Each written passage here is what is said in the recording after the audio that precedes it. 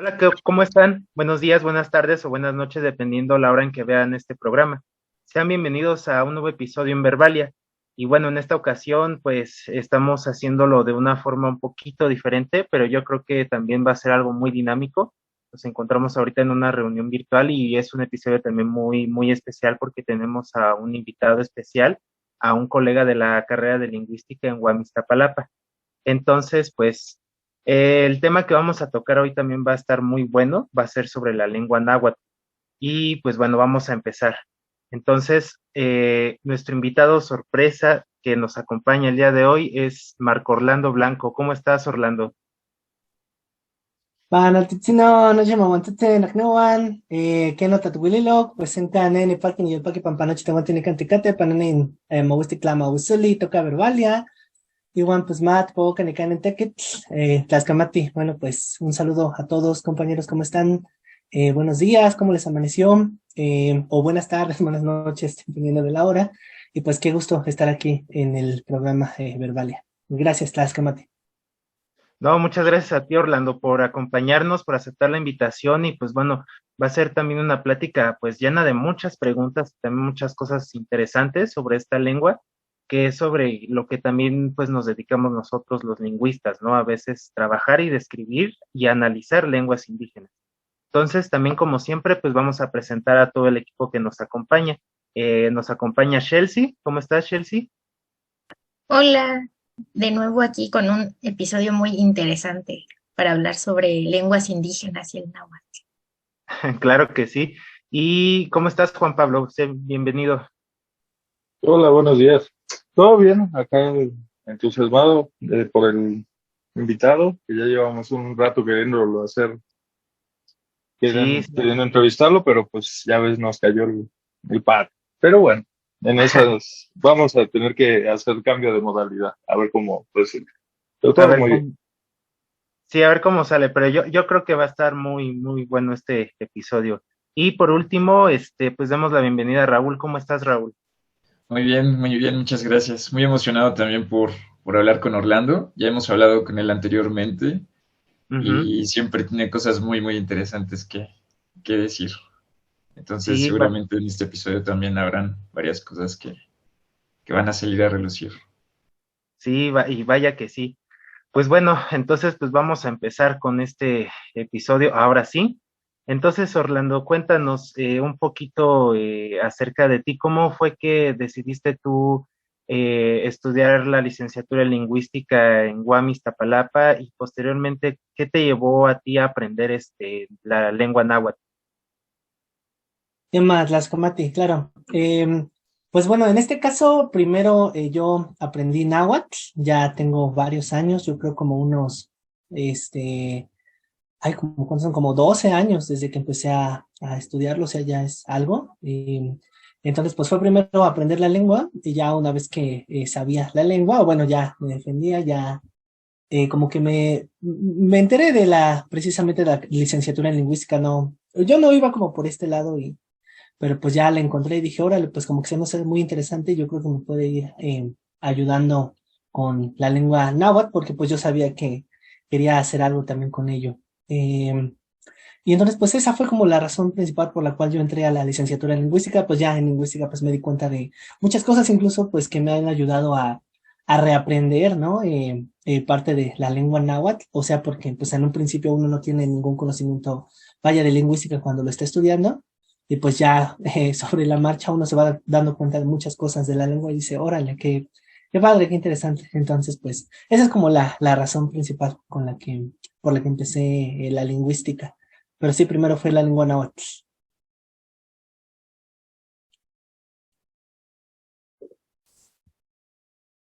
No te escuchamos. Ah, Ah, está perdón, fuera tu perdón. micrófono. Sí, perdón, ahora sí. Sí, pues vaya, es interesante. Entonces ya llevas un poco más de 10 años con la lengua náhuatl. Entonces ya es pues bastante tiempo, la verdad. ¿Y cómo ha sido ahorita pues tu trayecto dentro de toda la licenciatura en lingüística? ¿Crees que sí te ha ayudado a comprender un poquito más pues la cosmovisión de la lengua, algunas cosas más relacionadas a los estudios de la lengua en cuestión?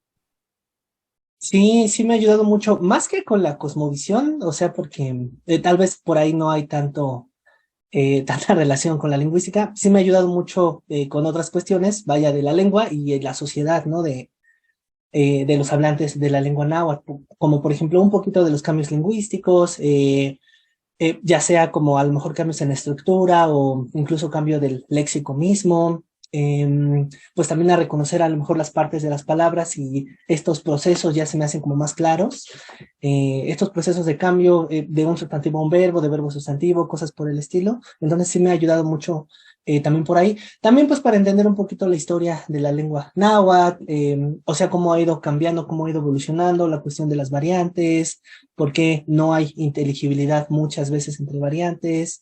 Entonces, pues en todos esos temas sí me ha ayudado mucho, mucho la lingüística. Pero sí, con la cosmovisión tal vez como que no tanto. Tal vez sí en el sentido de la relación que sí tiene la lengua con la cultura, ahí sí me ha ayudado un poco. Ujú.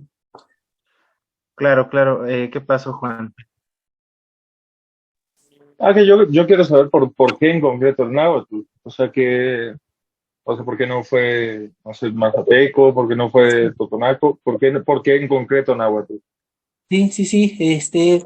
Pues bueno, mi familia en Tlaxcala, Nopalucan, pues allá sí eran hablantes de náhuatl. Varios pueblos allá en Tlaxcala todavía son hablantes. Nopalucan está al sur, casi llegando a Puebla. Pero bueno, ahí ya no se habla por lo mismo, ¿no? Esta cuestión de que se ha discriminado mucho la lengua y pues bueno, ya no hay gente que lo quiera hablar, incluso ya lo empiezan a ver, o no, más bien ya tiene un tiempo que lo están viendo como un rasgo negativo, el hablar una lengua originaria. Allá al náhuatl se le llama mexicano, entonces hablar mexicano en algún momento sí fue como de algo como muy negativo, ¿no? Como te veían para abajo.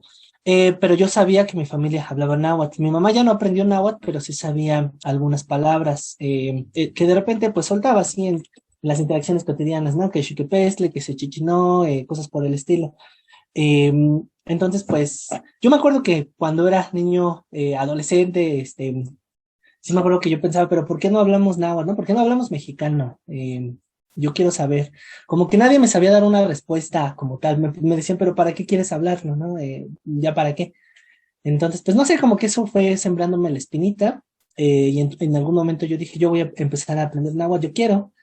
Em, y pues bueno, empecé a buscar libros, que me encontré varios libros, hay muchísimos, muchísimos en la lengua náhuatl, claro, de diferentes variantes, de diferentes épocas, pero hay mucho material de la lengua náhuatl, encontré videos, encontré algunas películas, después encontré también clases, encontré maestros, cerca de donde vivo o en otros lugares tal vez un poquito más alejados. Y pues bueno, de todo me fui empapando, me fui metiendo cada vez más, fui conociendo más gente, más maestros, más clases, más material y pues bueno, poco a poco me fui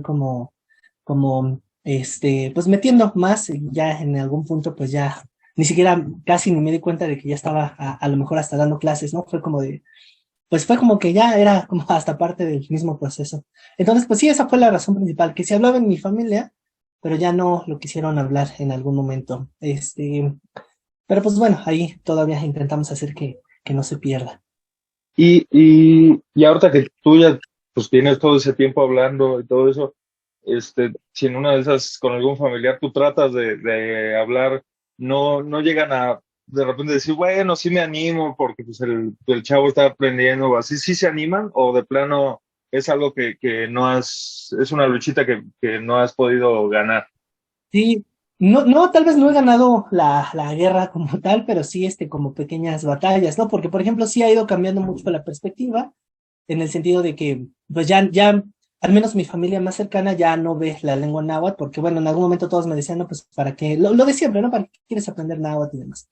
Entonces, en algún momento mi familia más cercana, pues ya deja de emitir esos comentarios, ya saben que es algo importante, ya lo aceptan como parte de nuestra familia, como parte de mí, entonces pues ya son pequeñas luchas también en la familia, pues allá en Tlaxcala, pues también lo empiezan a ver diferente, ¿no? Ya dicen, ay, qué padre que sí lo hayas mantenido, porque pues ya nadie, o sea, no todos lo dicen, hay todavía comentarios negativos al respecto, pero sí, sí me hace sentir bien de que ya no todos tienen la misma perspectiva, ya no tienen el mismo enfoque, ya lo empiezan a ver un poco a poco, lo ven un poco diferente. Entonces, pues, bueno, es algo que también va a ser una lucha constante, pero pues ahí estamos. Yo tengo una pregunta, Orlando. Creo que ya lo hemos comentado, pero, por ejemplo, ¿no existe un marco de referencias como el marco de referencias europeo para hablar otros idiomas en el náhuatl, sí? No, no existe, no existe. Muchos maestros utilizan el marco común europeo, ¿no? Las mismas clasificaciones del marco para dar clases, como el maestro Abraham, el maestro José Abraham. Pero otras personas, y compañeros, colegas de acá, de Pilares, se plantean esa idea, ¿no? O sea, pero ¿por qué utilizar el marco común? Como su nombre lo dice, es para las lenguas europeas, que poco o nada tienen que ver con las lenguas originarias de México, de América. Entonces, pues no han querido como utilizarlo como tal. Eh, pero hasta donde yo sé, no hay como una clasificación, no hay que nos ayude a saber cuál es el proceso. Ujú.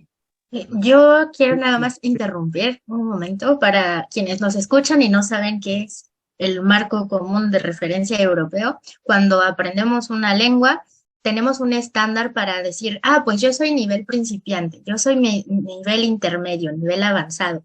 Y a grandes rasgos se dividen por letras, ¿no? La letra A es generalmente para los principiantes. En cuanto pasa entre A y B ya es intermedio y el nivel C es como nivel avanzado. Incluso si uno quiere dar clases de alguna lengua, pues se supone que debería de tener ese nivel, únicamente porque estamos haciendo en este podcast más accesible este tipo de conocimiento. Voy a mencionar muy rápidamente en el nivel A, que sería como los principiantes, se tiene la capacidad de describir en la lengua, de hacer relatos, ¿no? Cuando uno avanza al nivel intermedio, además de describir y relatar, se pueden dar opiniones y uno es capaz de argumentar lo que uno opina, no únicamente decirlo. Y ya cuando uno avanza al nivel C, que es el nivel, digamos, avanzado, fluido, ya proficiente en la lengua, se puede también hacer mediaciones en esta lengua, hacer implicaturas, matizar y hacer contrastes, que es lo que somos capaces de hacer en nuestra, o en teoría somos capaces de hacer en nuestra lengua materna, ¿no? Entonces yo creo que independientemente del nivel que exista, pues, por ejemplo, tú Orlando, que te puedes expresar, que puedes explicar por qué se dicen ciertas cosas, pues con eso mides, ¿no? El nivel en el que te encuentras. Y Juan Pablo quería decir algo. Yo tengo una pregunta, que esto es a título totalmente personal. Yo cuando aprendí inglés, que ya fue igual hace muchos años, parte esencial de mi aprendizaje fue tener material en inglés nativo. En mi caso, principalmente fueron videojuegos. Ya después, con los años, Internet me ha abierto, pero todas las posibilidades, y así es como yo he aprendido. O sea, me acuerdo perfecto de estar así de no entender nada de un video o una película y así, pero con la exposición, eso me sirvió. En ese sentido, si dijera, no, pues voy a aprender náhuatl, y así, y yo ya sé que eso me funcionó, ¿qué opciones tengo? ¿Hay material? ¿Hay youtubers? ¿Hay algún modo de acceder a algún tipo de contenido con lengua así, pues de Sí. verdad, que no sea nada más en un libro de texto? Porque sabemos que eso tiene muchas limitaciones. Sí. Creo que es una pregunta muy, muy importante e interesante. Y digo, afortunadamente en este momento de la historia en el que estamos, hay mucho material. No así hace unos 10, 20 años, ¿no? No porque yo lo haya vivido, sino porque yo había escuchado a mis colegas. Pero sí, ahorita hay mucho material. En el caso de YouTube, hay varios canales de YouTube que pues se dedican a la enseñanza de la lengua náhuatl, algunos por medio de clases, como hay un canal por ahí que se llama Clases de Náhuatl Las Chidas, que está interesante su enfoque, está como medio cómico, haciendo que te rías y está padre. Algunos canales de también colegas que yo he tenido oportunidad de conocer, algunos que no conozco, como por ejemplo el del MOLCA, Mole de Lenguas y Culturas Autónomo, que hace algunos videos, por un lado para explicar algunas características de la lengua náhuatl, pero por otro lado, pues también enseñando un poco de náhuatl o incluso haciéndolo con otras como, no sé cómo decirlo, como algunos otros materiales. También Xipatlani con el maestro y el compañero Jordan, me parece se llama. Este, hay también grupos en Facebook como Nechicole Tlachtoli, que se traduce como reunión, un par de palabras, que está muy bueno, donde participa el maestro Victoriano Teposteco, la maestra Eusebia, que ya son personajes que han tenido pues una larga historia en la enseñanza de la lengua náhuatl, que tienen sus propios materiales, que incluso pues dan clases, ¿no? Allá en Veracruz, en la zona de la Huasteca. Entonces, en esa junta específicamente, en el Chico Liceo Metlachtoli, son juntas, son reuniones en Zoom, donde se tratan diversos temas, pero todo, absolutamente todo, en la lengua náhuatl. No hay nada se dice en español, un par de palabras tal vez, pero tampoco se subtitula ni nada, es para hablantes nada más. Todos son invitados, todos pueden ver las transmisiones, pero es para que se hable la lengua, ¿no? Incluso que ellos, ha pasado que cuando ven otra plática, otra conferencia, por ejemplo, si ellos vieran aquí esta conferencia y supieran que yo hablo náhuatl, ahí estuvieran diciendo, ¿por qué no lo estás diciendo en náhuatl? Eso está padre, está padre. Es material. También en TikTok hay varias personas que están haciendo contenido, como igual el Molca, Xipatlani, por ahí hay un canal que se llama Clan Zipactli, que también pues hace unas cuantas videos, está padre. Azalea Balam, que está haciendo ahí música en náhuatl también. En fin, hay mucha gente que ya está haciendo como más material en estas redes sociales. Otro canal que se me estaba yendo es el de...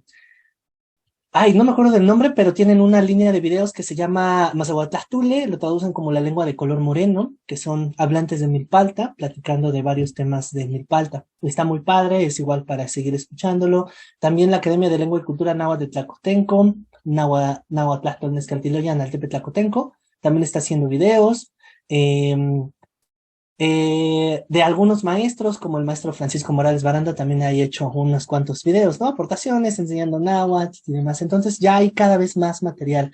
Y bueno, eso sin también contar la música, porque también hay música de varios géneros, ¿no? O sea, música tradicional, hay sones, hay guapangos, hay rap, hay rock and roll, como Rocker Coat, que ya tienen un tiempo largo haciendo música, rock pesado en náhuatl, muy bueno, incluso con algunos guturales, en fin. Entonces, hay mucho material, hay mucho material. Hay también películas, como la película de, ya tiene años, se llama El Santo Luzbel, está la película de Necuapalistlinastlan, El Retorno a Aztlán, una película muy bizarra que se llama Tiranosaurio Azteca, bizarrísima, que también no hablan náhuatl, y pues está padre. Incluso algunas series de televisión por ahí ya han hecho como pues, algunas aportaciones, ¿no? A veces buenas, a veces malas, pero bueno, ya es darle como algo a la lengua, como esta serie de Cortés que salió, ahí se hablaba náhuatl, donde varios colegas enseñaron a estos actores a pronunciarlo lo mejor que se pudo. Una serie que se llama Diablero también tuvo ahí intervención de la lengua náhuatl, una película que se llama Tlamamali, y bueno, hay varias cosas, entonces pues, en fin, hay mucho material ya, cada vez hay más material, sí, y sí es muy bueno tener como este material para tener como más inmersión en la lengua, y mientras más uno se expone, más se va, pues acostumbrando, ¿no? A la lengua y tal vez un poquito también a practicarlo, se anima a practicarlo, a pronunciarlo. Sí. Una pregunta, Orlando. Bueno, dos en realidad. ¿Conoces una aproximada de cuántas variantes del náhuatl existen? Y con eso está relacionado mi segunda pregunta. ¿Todo este material, por ejemplo, está estandarizado dentro de una sola variante o no? Híjole, pues sí, más o menos y no. En el caso de cuántas variantes, es muy complicado. Según el INALI, 30 variantes, ¿no? Es la respuesta rápida, 30 variantes según el INALI. No todos están de acuerdo, porque bien sabemos que es muy complicado saber hasta dónde es variante, hasta dónde ya no es variante, y ya es considerada una lengua. Un punto muy, como, tal vez muy fuerte que se ha utilizado para saber si es variante o no es variante, es el punto de la inteligibilidad, ¿no? Pero para algunas personas es como algo muy muy laxo, porque muchas veces el no ser inteligibles no te habla realmente de que sean o no sean. Es muy complicado, pero según el INALI son 30 variantes. Em, También, a mí me gusta más también remontarme a esta clasificación de Yolanda Lastra, que ha dividido las variantes, al menos en 4 áreas dialectales, 4 grandes áreas dialectales, que todas son más o menos inteligibles o bastante inteligibles entre sí, que son el área de eh, la periferia occidental, me parece que se llama, que abarca los estados de Jalisco, de Nayarit, de Durango, de parte del Estado de México. Otra área dialectal que se llama la periferia oriental, que incluye parte de Veracruz, parte de Tlaxcala, parte de Guerrero. Me parece que también incluye la zona Pipil de El Salvador, donde también se habla náhuatl. Eh, Otra zona es la Huasteca, que es el área dialectal más grande, donde está la mayoría de los hablantes y donde se sienten muy orgullosos de su lengua, que tienen programas de radio, tienen un montón de cosas. Como son nada más como entre paréntesis, como son los que de las que cuál hay más hablantes, vaya. Sí, la variante o el área que tiene más hablantes de náhuatl, algunos consideran que esa podría ser la, la variante estándar, por así decirlo, porque tiene más hablantes. Y la otra área es el área central, que abarca el centro de México, ¿no? El Valle de México, Tlaxcala, Ciudad de México, Estado de México. Entonces, estas 4 áreas dialectales son muy inteligibles entre sí. No son continuas necesariamente, porque a veces son como manchas en otras áreas, en otras partes, y eso hace que a veces dos pueblos vecinos hablen como con bastante diferencia, ¿no? Y a veces uno de esos pueblos se entiende más con un pueblo mucho más alejado que con el que está al lado, porque no son continuos muchas veces, como el caso del náhuatl pipil, que algunos hablantes de náhuatl que están más cercanos a El Salvador no le entienden tanto como otros que están más alejados. Es muy, muy interesante. Pero bueno, a mí me gusta más tomar estas consideraciones de las áreas dialectales que las 30 variantes, porque es como más complicado, ¿no? Sí, pues como dices, Orlando, es algo ya muy, pues también muy complejo de atender, ¿no? Hasta cierto punto. Pero, bueno, nos habías comentado también hace ratito que estabas, o más bien estás ahorita tú dando clases de náhuatl en Pilares. Entonces, ¿cuáles son los principales retos que tienen los alumnos para aprender la lengua y sobre todo también cuál es el reto para ti principal de poder enseñar la lengua? Sí. Sí, pues sí, son como muchos, muchos retos. Son muchas cosas. Yo creo que para los alumnos es complicado que poco o nada, bueno, esa es mi percepción, que poco o nada de acercamiento tenemos muchas veces a la lengua náhuatl, a diferencia como tal vez sí lo tenemos con el inglés, que cualquier persona ya sabe, a lo mejor tiene nociones básicas, ¿no? De inglés, a veces como muy, muy, muy, muy básicas, pero pues ya es algo. En cambio, para la lengua náhuatl a veces no tenemos ni idea. Sí hay como cosas que se saben, pero que las tenemos como sin saber, ¿no? Por ejemplo, esto de los nahuatlismos, que son miles de palabras que son de origen náhuatl y que usamos todos los días en español de México, español del centro de México. Pero en realidad muchas veces no somos conscientes de eso y pues tenemos prácticamente nulos conocimientos.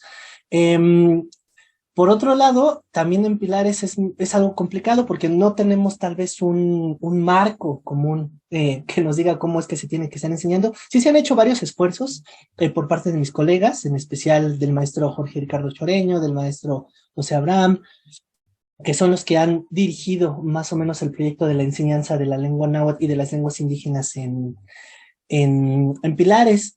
Y pues hemos como construido un plan de trabajo, un temario básico, un temario, digamos, intermedio, y entonces a ese nos intentamos apegar todos para enseñar más o menos lo mismo. Claro, cada quien con su variante, pero todos pues siguiendo más o menos la misma línea. Por ejemplo, el primer nivel, entre comillas, pues nos dedicamos más que nada a la presentación personal, ¿no? Primero características básicas de la lengua náhuatl, los sonidos, la escritura, aglutinación, después nos vamos a saludos básicos, a nombre, a edad, a estados de ánimo, a dónde vives, a miembros de la familia, cosas por el estilo, para intentar entablar una pequeña conversación, ¿no? Con eso. Entonces, pues, sí ha sido un reto porque no ha habido un, un marco de cómo guiarnos, pero pues bueno, sí ha salido bastante bien lo que se ha hecho. Y otro de los retos que yo veo es que pues por ejemplo, yo que enseño a lo mejor mi variante, la que yo sé,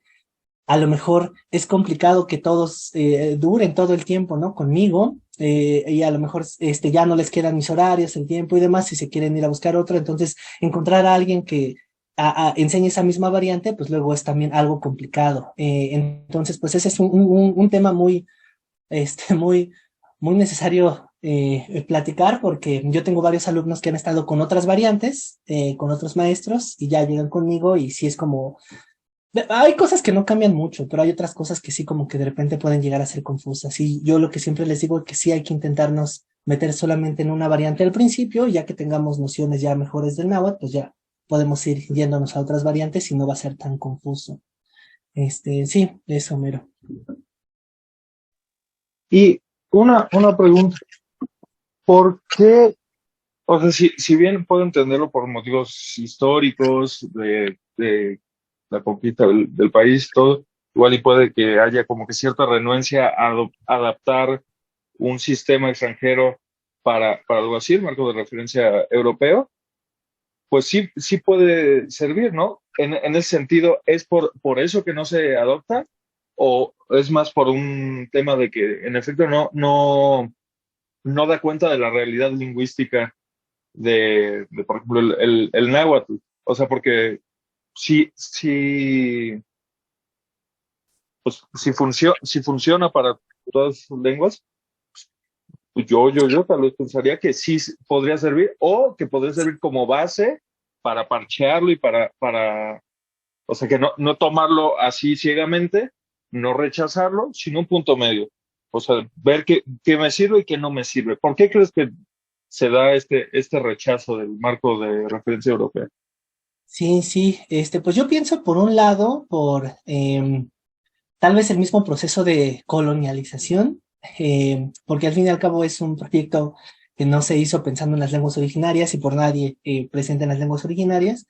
Entonces creo que por ahí es por un lado, ¿no? Que no está hecho para nosotros ni por nosotros, o sea, por los hablantes, pues entonces son ellos o son los hablantes principalmente los que tienen que hacerse este tipo de preguntas y los que tienen que hacer, porque si no, caen, si son academias o si es la institución de cualquier universidad la que intente como tal vez no imponerlo, pero sí tal vez como ayudar a que se haga, puede verse como algo, un tipo de paternalismo. Entonces pues es algo que no se quiere, ¿no? Tienen que ser los mismos, como lo dice la misma Declaración de Barbados, ¿no? Tienen que buscar los mismos hablantes, los mismos indígenas, los mismos habitantes de estos pueblos, los que busquen estas formas. No puede ser el gobierno porque es algo como el paternalismo, perdón. Pero yo creo que ese punto que tocaste al final es como la mejor opción, o sea, no rechazarlo, sino tomarlo, ver qué sí nos puede servir y pues sobre eso mismo ir nosotros trabajando. Y qué es más o menos lo que sí intentamos hacer acá, pues los colegas en Pilares, ¿no? Sí nos basamos un poco en cuáles eran como em, las metas de cada uno de los niveles del marco común europeo, y a raíz de ello fuimos también cambiando lo que sí y lo que no nos servía, pues para ir avanzando también. Principalmente pensando en la cosmovisión de la lengua náhuatl, porque acá pues sí hay como a lo mejor algunos puntos em, pues sí, de la misma cultura que sí están muy inmersos en la lengua. Entonces pues eso sí estamos buscando la forma pues de hacer que sí se mantengan integrados en la enseñanza. Ajá. Yo quiero traer a colación, ahora que estás mencionando de la intervención como del Estado en las políticas lingüísticas y todo esto, hablar muy brevemente sobre las instituciones formales que se han interesado o han intentado, no sé si exactamente ver por los hablantes de lenguas indígenas, sino más bien de estandarizar, regular, controlar o poder ver cómo se va a implementar y cómo se va a lidiar con tener tantas variantes dialectales, ¿no? Entonces, a ver, creo que va a ser más fácil si comparto la pantalla y se vea así, únicamente para que quienes lo vean en YouTube puedan seguirnos también leyendo.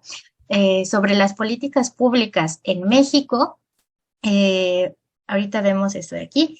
En el siglo XIX con la creación del Estado-Nación y todo esto, se ha procurado principalmente que todo sea homologado en algo único, ¿no?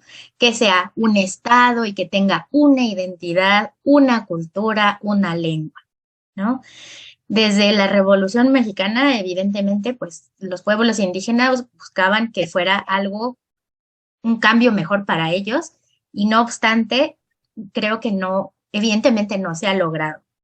Para quienes tengan curiosidad de otros ámbitos y no nada más desde lo lingüístico, a lo mejor del ámbito constitucional, el artículo 27 menciona o reconoce como derecho de cada individuo mexicano a hablar la lengua con la que se identifica y que sea parte de su identidad, ¿no? En 1917 se propone por primera vez que las lenguas indígenas van a tener prioridad nacional, aunque siempre se mencionó que iba a ser un impedimento para que mejoraran las condiciones de vida de sus hablantes. Y esto me hace pensar mucho en esto que nos comentabas al principio, ¿no?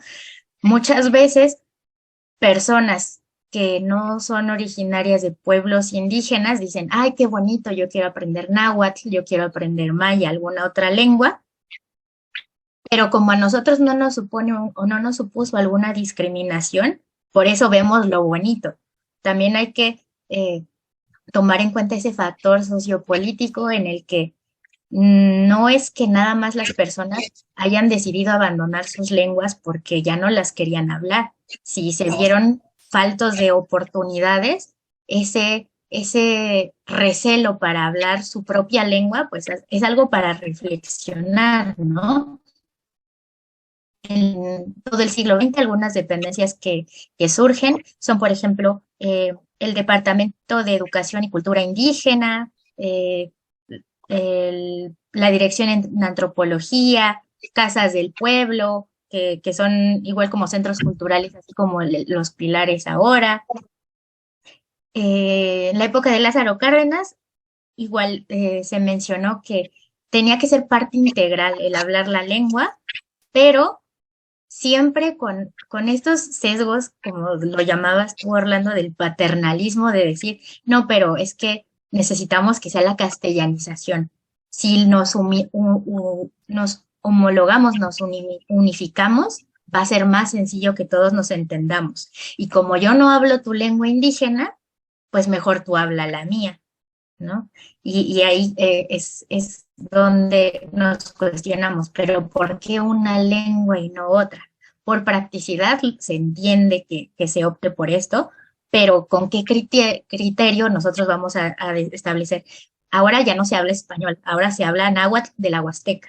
Y si tú eres hablante de náhuatl de centro, pues lo siento, ahora hablamos náhuatl de la Huasteca, ¿no? Algo que tal vez suene un poco más conocido, en 1937 surge la Sociedad Antropológica de Lenguas Indígenas y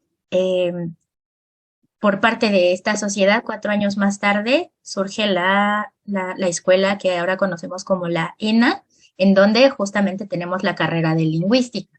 Como mencionamos, como intentamos hacer ver en este podcast, en quienes están más interesados en lenguas indígenas, pues generalmente recurren a la ENA en vez de a la UAM, por ejemplo, o a otras instituciones, ¿no?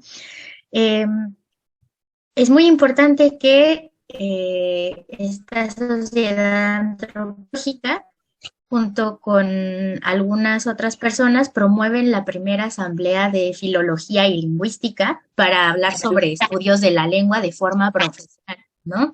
Y se trabajó mucho el uso y la enseñanza de lenguas indígenas, que es lo que nos importa un poco para pensar en la revitalización. ¿Cómo se va a enseñar la lengua? ¿Va a ser lo mismo si yo lo aprendo desde pequeño como mi lengua materna? O porque va a ser diferente la adquisición de la lengua indígena a aprendizaje, ¿no? Que no es realmente el tema que nos compete el día de hoy, pero para ponerlo sobre la mesa, especialmente teniéndote a ti como profesor de clases de lengua.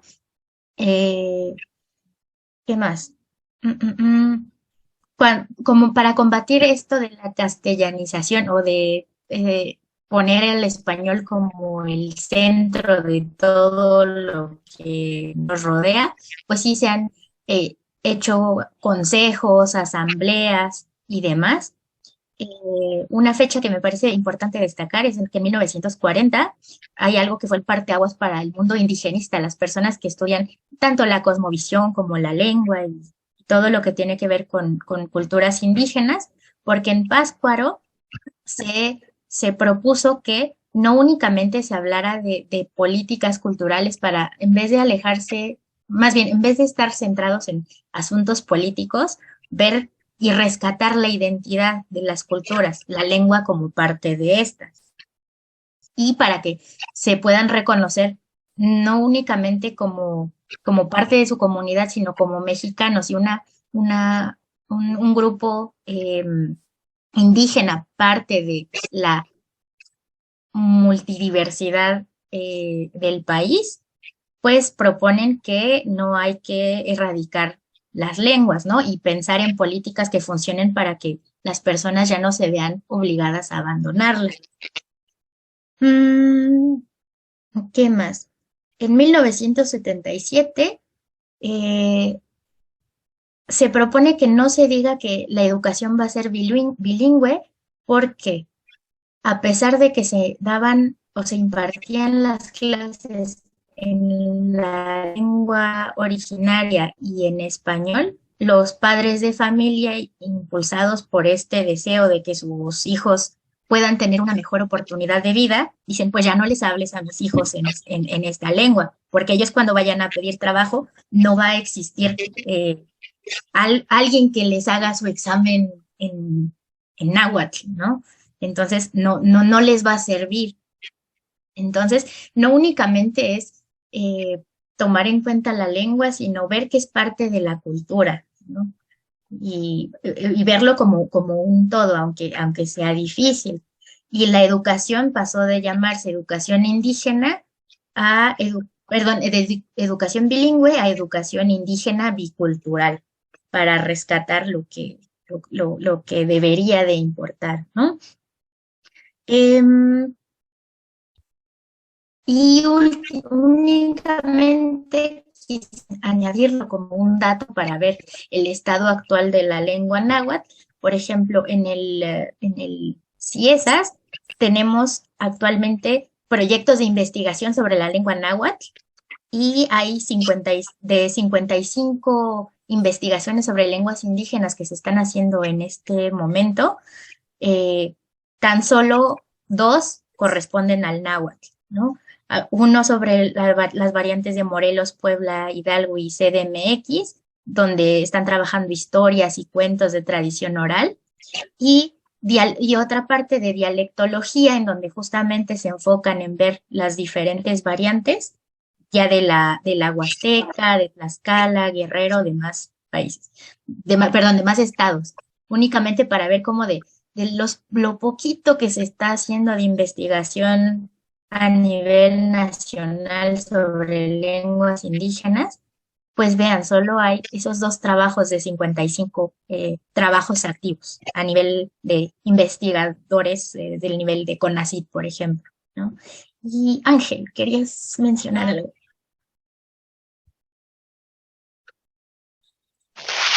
No, sí, era ahorita que terminara Chelsea. Igual si quieres, para que termines y para preguntarle algo a Orlando, pero no, continúa. Y bueno, eso era solo el recuento breve histórico para saber un poco qué es lo que está pasando en el país con el respeto de las lenguas indígenas. Y solo quería añadir que se habla mucho sobre políticas lingüísticas, sobre qué se debería de hacer, cómo se debería de hacer, y al final la conclusión siempre es la misma.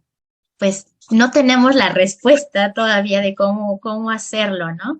Pero yo creo que el cambio o lo que haría la diferencia sería justamente poner manos a la obra y hacer la implementación de la lengua en todos los aspectos de la vida.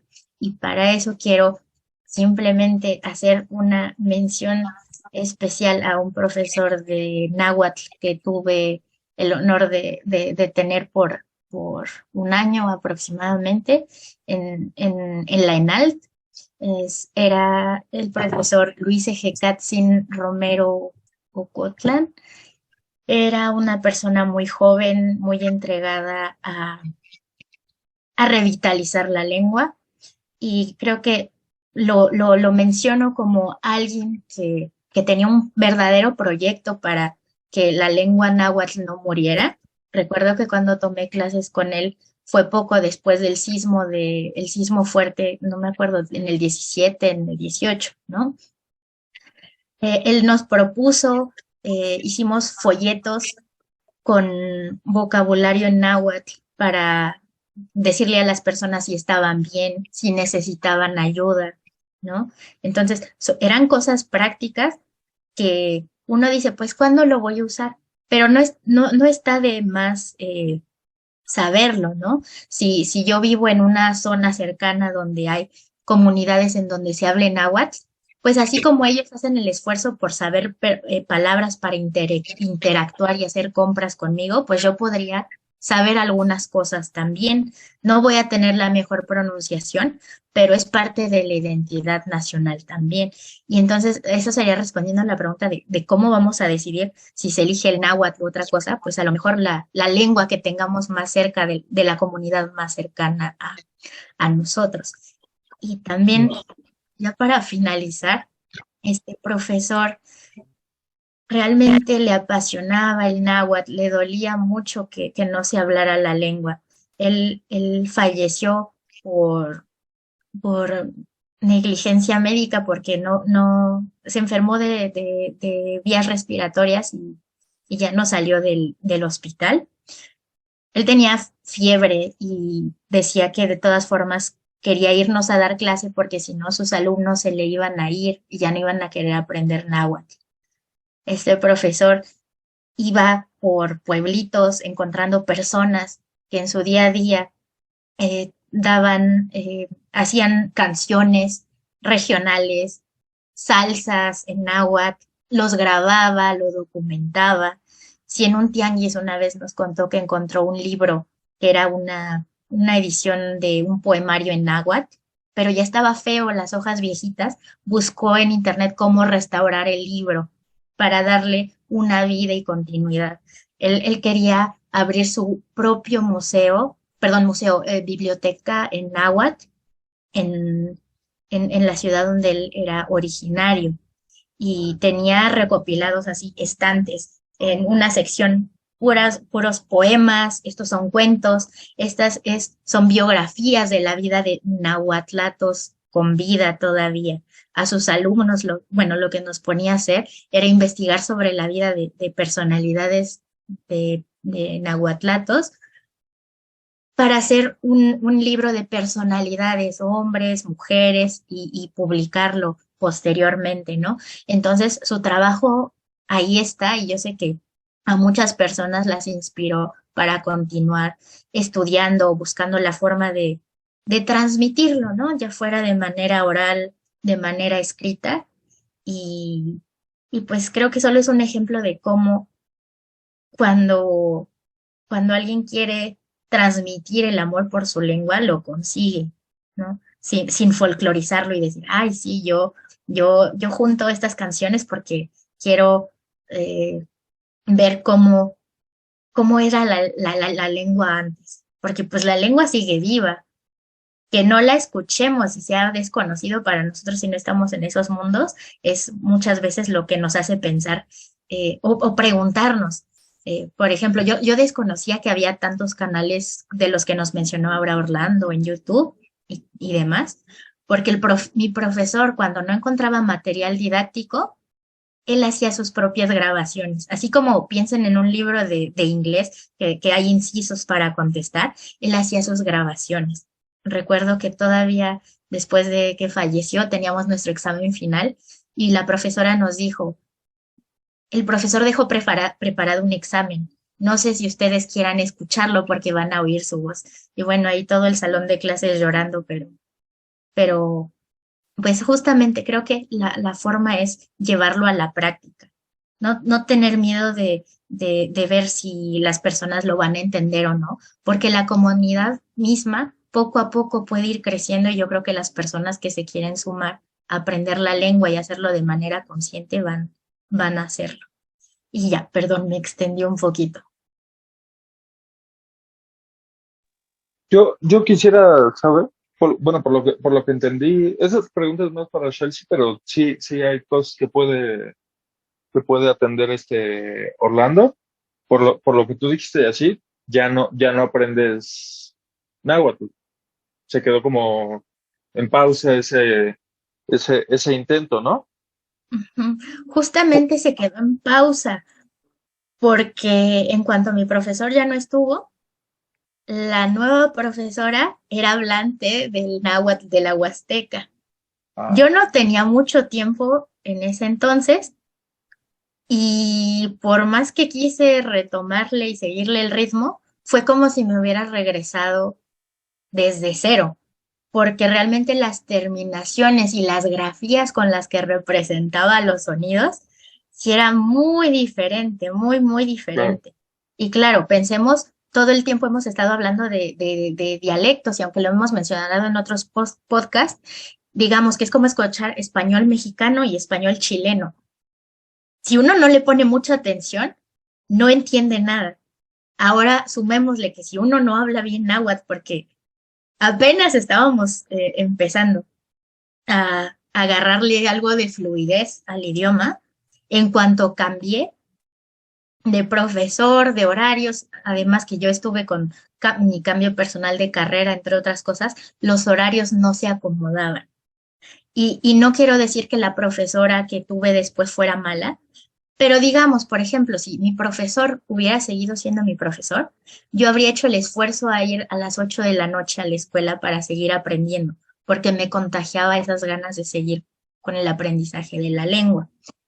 Y parte por la que lo dejé fue por el tiempo, porque yo me sentí muy mal después de que él falleció, porque uno a veces piensa, ¿por qué las personas que de verdad tienen ganas de hacer cosas lo dejan y uno a veces no le echa ganas y está aquí todavía? Entonces fue más una especie de crisis personal. He seguido buscando poemarios y cosas, pero ya no el aprendizaje, digo, en comunidad. Eso es lo que realmente sí funcionaba. Recuerdo que también me tocó una huelga en la UNAM. Con el profesor fuimos a la escuela a hacer carteles en náhuatl, cuando había porros en la UNAM, para decir que fuera porros de la UNAM, de la UNAM. Y, o sea, todas sus actividades eran, como mencionaba Orlando, en náhuatl. Entonces, por falta de tiempo, yo sentí que ya no podía estar como frecuentando en la comunidad y me di cuenta de que así no aprendía, entonces está en pausa. Digo, eso ya es algo más personal, más que Claro. por... Es que justo la pregunta era porque justo aprender lo que sea es súper complicado y sí debes tener mucha determinación. Y entonces justo me dije, ok, sí entendí bien que lo dejaste, pero ya el por qué, pero no haber tocado una fibra ahí sensible. Pero justo aquí ya teniendo un profesor, ¿cuáles son los principales retos al aprender náhuatl? ¿Con qué cosas les da así crisis a los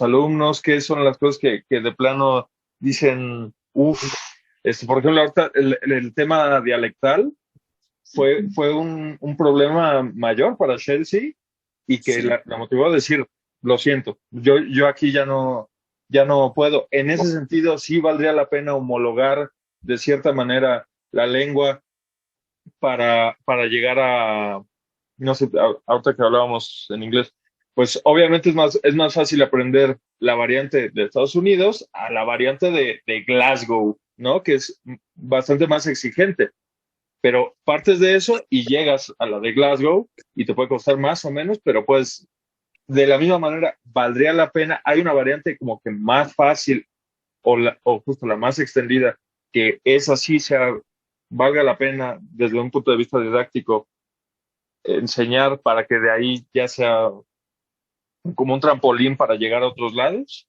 ¿O qué opinas en ese sentido? Una pregunta Tremendo, ¿no? gigante, pero te la puedo resumir.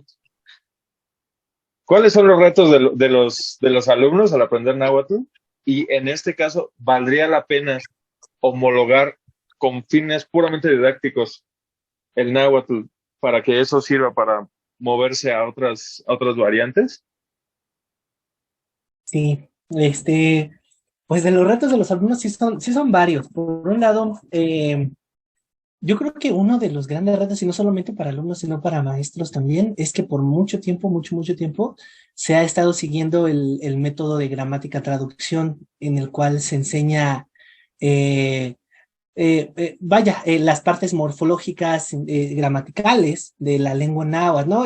Los sustantivos, las terminaciones primarias, los verbos, los prefijos, los sufijos, los tiempos y demás, pero muchas veces eso como que no lo aterriza, no se ha aterrizado. Lo digo porque yo también por mucho tiempo, cuando yo empecé a estudiar, a mí me enseñaron bastante tiempo con ese método y pues sí, uno se aprende la gramática y todas las formas, pero ya de repente te avienta con una hablante y sí es como de, y ahora yo no sé qué me está diciendo. Yo sé reconocer sustantivos y verbos, pero ¿qué me está diciendo?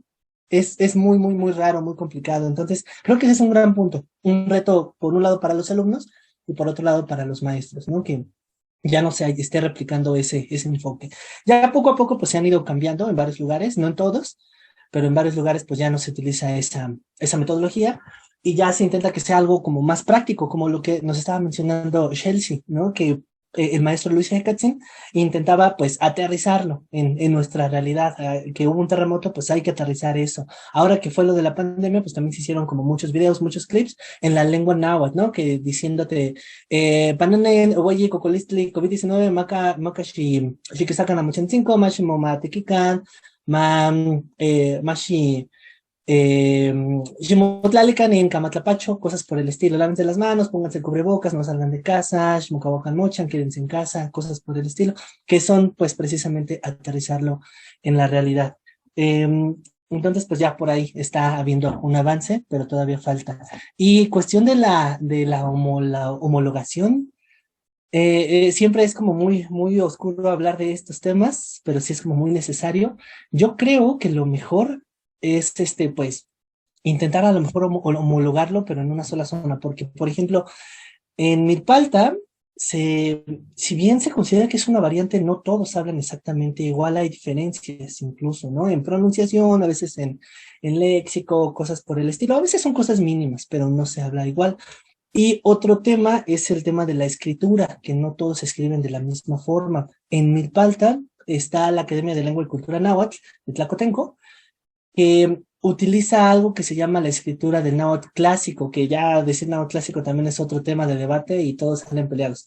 Y entonces, esa forma de escritura del náhuatl clásico es como la que utiliza la academia, la UNAM, y otras academias, universidades, es la que utilizan, pero no por ello es la mejor.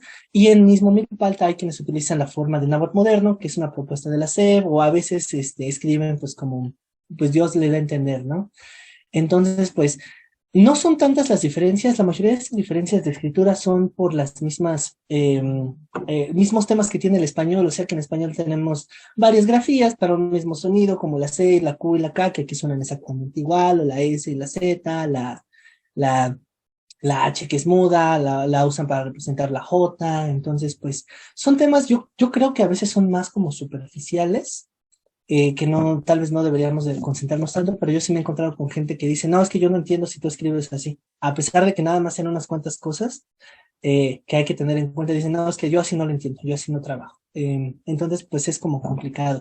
Entonces, yo creo que sí sería como muy válido una homologación, pero tal vez como por zonas, por ejemplo, a lo mejor de la Huasteca que tuvieran una homologación, en el centro, todo Milpalta, centro de México, que incluye también hablantes de Xochimilco y Tláhuac, que hubiera un proyecto de homologación, otro para parte del Estado de México, y entonces así como primero por estas zonas más chiquitas, porque intentar ser tan ambiciosos y querer englobar todos los hablantes, que es algo que se ha hecho muchas veces, ¿no? Dicen hablantes, la cultura náhuatl, pensando que es una sola cultura, pero estábamos repartidos por 16 estados, entonces pues no son todos iguales. Entonces creo que si fuéramos un poquito menos ambiciosos, creo que se podrían hacer como grandes cosas, haber grandes logros por ahí.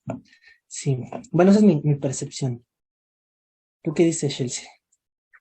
Yo creo que sí. Tenemos muy arraigada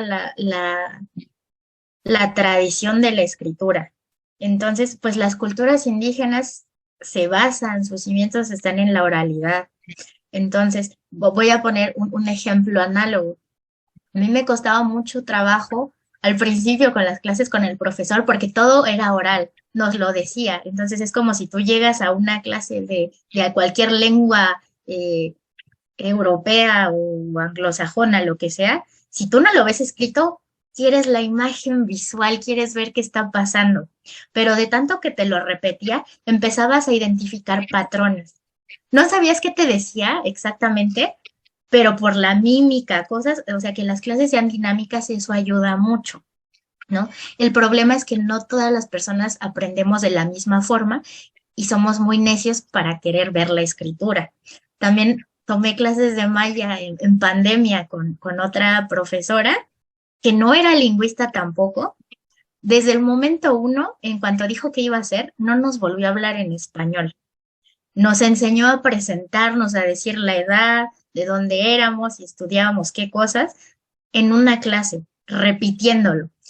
O sea, uno iba asociando los sonidos y realmente así es como aprendemos nuestra lengua materna. No nos dicen, mira, agua, sustantivo, se combina con verbos transitivos o intransitivos. Pues no nos lo enseñan así. Ya que tenemos vocabulario y algunas estructuras, empiezan a esquematizarlo mejor, ¿no?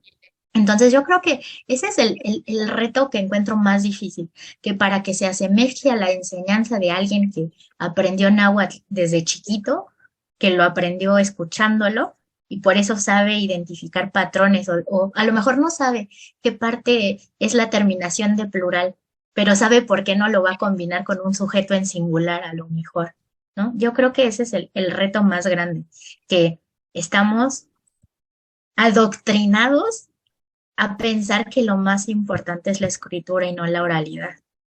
Y no porque pensemos que sea superior, es porque así nos educamos desde el kinder, desde la primaria. Entonces es estar dispuestos no únicamente a aprender otra lengua, sino a aprender que hay diferentes formas de aprender una segunda lengua. Me hiciste recordar, Chelsea, totalmente.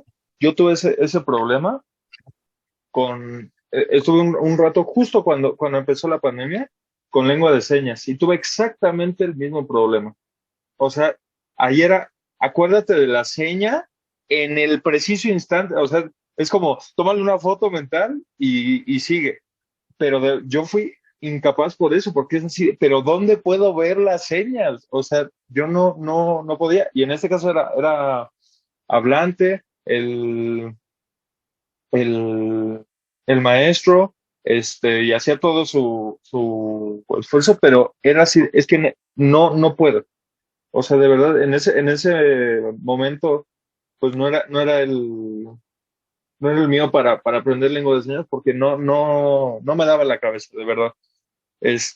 Pero sí, tampoco creo que sea como que malo, pero pues así se nos enseñó y queramos o no, la escritura forma parte esencial de nuestra cultura. Y sí, si justo viniéramos de una cultura donde la oralidad tuviera un papel preponderante, pues sí serían las cosas muy distintas, pero pues yo creo que hay que trabajar con lo que se tiene. Tampoco, si es decir lo más justo con nosotros mismos, pues rasgarnos las vestiduras y decir, no, es que ¿por qué nos apegamos? Pues es lo que tenemos, ¿no? Pero sí, yo tuve el mismito problema con lengua de señas cuando Claro, intenté. yo creo que no es como decir que algo está bien, algo está mal. Nada más, si uno quiere aprender lengua náhuatl, saber que tiene que echar a Ah, entrenar más su oído, ¿no? Por ejemplo. O lo que tú dices de lengua de señas, también en pandemia me metí a lengua de señas y era horrible porque aunque encuentras las gramáticas en donde se ven las señas con la mano, tiene flechitas para decirte como si estás moviendo hacia acá la seña, si es hacia adelante, si es así, si haces una expresión. Entonces es simplemente acostumbrarse a distintos sistemas para, para aprender algo nuevo, ¿no?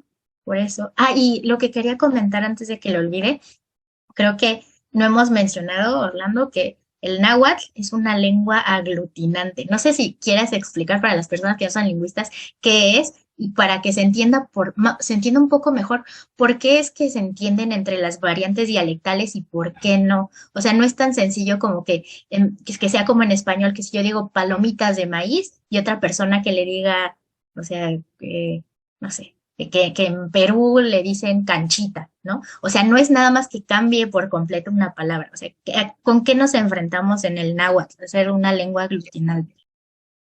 Sí, sí, sí, sí. Pues sí, principalmente que la lengua aglutinante, pues una lengua que tiende a juntar, a pegar lexemas, raíces de palabras, muchas veces para dar como conceptos nuevos, a lo mejor palabras que no existen en la lengua y que intentas explicar. Hay casos como muy sencillos, como el caso con la palabra tepostli, que seguramente tú también has de saber varios, ¿no? Que tepostli es metal, y cuando se junta con otra palabra, por ejemplo, tepostototl, tepospopalot, ¿no? Mariposa de metal, ave de metal, es como decimos avión, ¿no? Y ya está como muy extendida esa palabra, tepostototl. Lo mismo con teposoquili,